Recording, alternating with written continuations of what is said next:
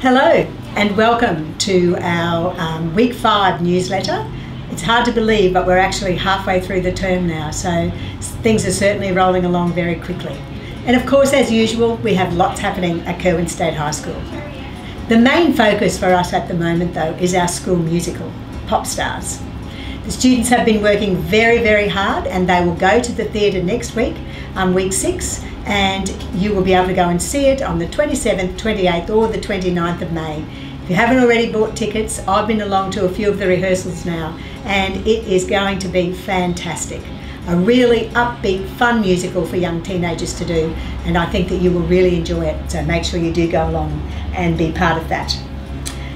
So today I'm bringing to you a couple of different students who have achieved wonderful things, and I'd like to start today by introducing you to Tyrena Sonica, one of our young Year 11 students who we actually nominated to be part of the Ministerial Student Advisory Council. That is something that the Minister for Education, Grace, has set up, and there are only a few students across the state who have been selected to be part of that council, and we're really proud to have Tyrena there with them. And I'll just ask him to tell you a little bit about what the council's about and what sort of things that they're involved in and why it's actually been set up. So I guess Tyrena, first of all, why did Minister Grace set up the Ministerial Student Advisory Council? The council is for students to have their voice, and it was started because the minister felt that in her role she needs students to be able to express their education, how is the education delivered to them, and how she could do her best job to make sure that the students are getting the best education they can. That's really fabulous, and I think that's really important too, because in the end the education is for the students. So if you really want to know if it's being successful and if it's achieving what you're hoping it will be, then ask the students. That's a great idea. So how many of you are on the council? There are 16 students across the state. Yeah. I believe there are actually some, it's not just state schools, there are a few private schools. Okay. We come together twice a year, and they, from other education house in Brisbane, we discuss some of the relevant issues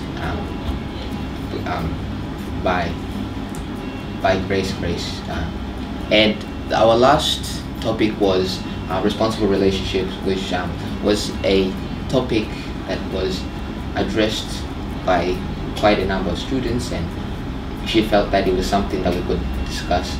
Yeah, because that's really topical at the moment. The whole idea about consent, I suppose, and also the state schools have a program called Respectful Relationships, and I think probably the minister was really trying to find out, well, how well is that going in schools?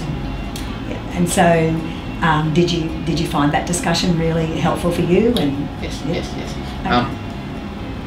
Firstly, here at Kirwan, we do have a number of programs to address this responsible relationship, and it was also eye-opening how other schools across Queensland address this topic. Yeah, that's true. So why do you think we would nominate you, Tyrena, to be part of that? Because this is about capturing student voice. So what have you done at Kirwan that would make us think you'd be a good person? For me, it's an honour. Do I deserve it? But I've been lucky to get involved in many programs at school. The Pink Shirts, Year 9 school captain, and as much as I can, I like to get involved. The Duke of Edinburgh program, it was something I recently was involved in, and I enjoy being part of the Kirwan High. Yeah, you're someone who really challenges yourself, aren't you? Yes. And I think too, as your role as school captain, you were involved in the Student Representative Council as well. So you've sort of had that habit of listening to what other students say, do you think? Because that's important too, because it's not about, I guess, going to this council and giving your own personal opinion all the time, but it's about knowing how other people in your school are thinking. Okay, so do you know when your next meeting is?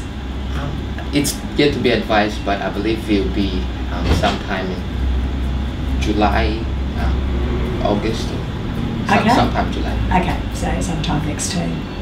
Okay, well look, I just want you to know that we were really proud when you were selected, because I know that many schools put in nominees, but we felt that you were the ideal person to be part of that program, and we look forward to learning more about the council and to learning more about what you're learning, and I'm sure that that council will have a significant impact on the way education is delivered across the state.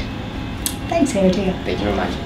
And now I'd like to introduce you to 3 of our Year 12 students who have recently been shortlisted for the Queensland Training Awards. So to have 3 of our students shortlisted is a fantastic achievement for Kirwan State High School, and all 3 of these students deserve to be really proud of being on that shortlist, because lots and lots of people apply for these awards and the shortlists are usually quite small. So well done to all of you, and I know you've been through a bit of a interview already, so you might like to tell us a little bit about that. But I might start with Tyrena Sonica. Now you've been shortlisted for 2 awards, is that right? Yeah, so I was shortlisted for Indigenous Student of the Year, and then the second one is the School-Based Traineeship and Apprenticeship of the Year, so yeah. That's fantastic. So you had to go through 2 interviews? Yeah. Okay, so tell us a bit about is it a traineeship you're doing? Yeah, so I'm at the Mater Hospital, and every Wednesday we go there for a day and go through different departments and stuff to see when we finish school where we want to go within. So is that administration, or is it about nursing?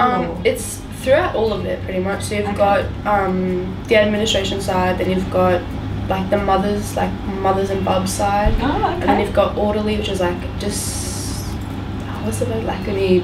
Oh, the orderlies, yep. Yeah, so they move people, patients around. Yeah. And then there's hospitality and a couple more different sides, yeah. Okay, right. So how did you get that?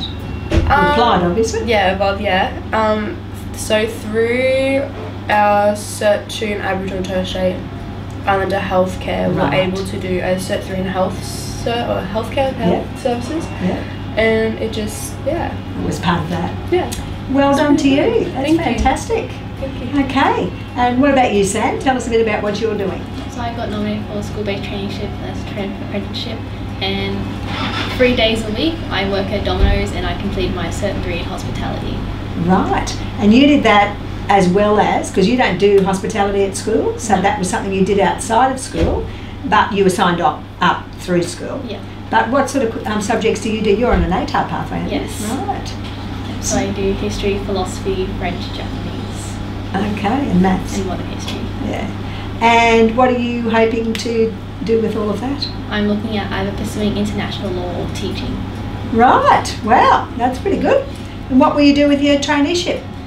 Well, it's a good way of being financially independent, and while I'm working in uni I can also have a part-time job in order to be able to financially support myself. Yeah, because I'm assuming you do that now. Yeah. And with hospitality you work a lot with clients, so, and it's transferable skills. You can work anywhere and use those skills. It's not necessarily just hospitality.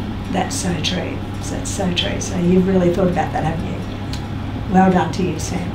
And what about you, Dylan? Well, I'm nominated for the School-Based Apprenticeship Traineeship of the Year, and once a week I go work with magnetic steel as a boiler maker, so we build a lot of big shed frames and mine site sheds and those sort of things. Right. Okay, so that's what you want to do? Yep.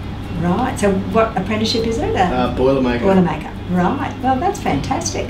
And so are they likely to put you on when you finish school, or will you be looking? So with that, as now I do it once a week, every Wednesday, get paid for it, and then once I leave school I go straight full-time work with them. Okay, and where will you have already done some of your apprenticeship? Yeah, it takes 6 months off my apprenticeship. That's fantastic. And how long have you been working there? Since the start of January.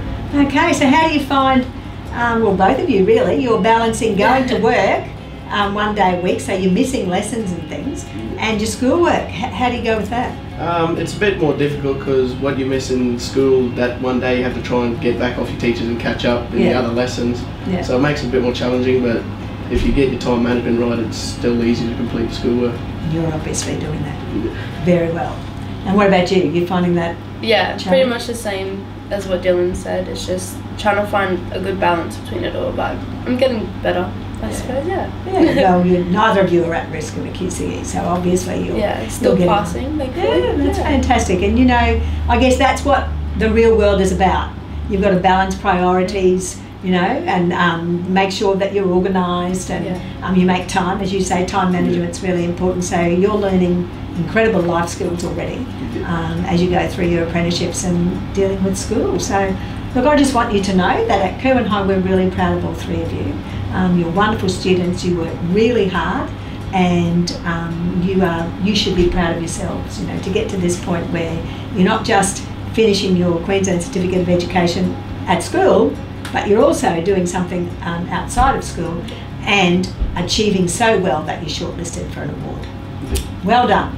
Thank you. Terrific. And finally, I'd just like to remind you that we have our P&C meeting.